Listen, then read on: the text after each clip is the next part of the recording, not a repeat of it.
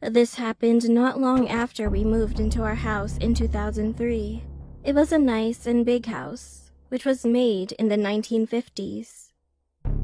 One day I was in my backyard watering the grass, and then out of the corner of my eye, I saw something that made me pause. There was a man standing next to the shrubs near our backyard's wall. He was dressed like a carpenter. His head looked like it was tilted sideways, and his body was slightly facing our fences sideways. Then he saw me and smiled kindly at me. At first, I thought he was fixing someone's house, and that it was his job. However, only after he faced me, I realized that wasn't the case. When I looked at him with narrowed eyes, I noticed that his neck was visibly broken, causing his head to awkwardly tilt to the side. I then saw that he waved at me once, but I was too shocked to scream at the time. After I regained consciousness, I looked around, but he had vanished and had literally faded away. 2 nights later, I woke up at 3 a.m. Noise was coming from my ceiling. It sounded like someone wearing construction boots was walking very slowly. I started to freak out, thinking that it might be a thief.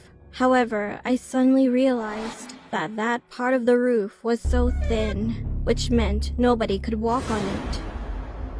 The steps abruptly stopped after a while, and when I felt at ease, I heard another horrible sound. I heard a sharp scream that sounded like a man, then a loud thud, as if someone had dropped on my ceiling, followed after. I covered my head with a blanket. My hands and whole body shivered, and after 10 minutes of nothing, I peeked outside. It was completely quiet. I saw and heard nothing, but I couldn't fall back asleep that night. The next morning, I started to look up the history of the house. To my surprise, it turned out that there was a report about the carpenter I met a few days before in the backyard. In 1958, he had been hired to fix the roof while the owners were on vacation. However, the carpenter had fallen abruptly through the weak spot on the roof while he was working and had broken his neck. He couldn't scream for help, and no one ever knew what happened to him as the owners were gone for 2 weeks.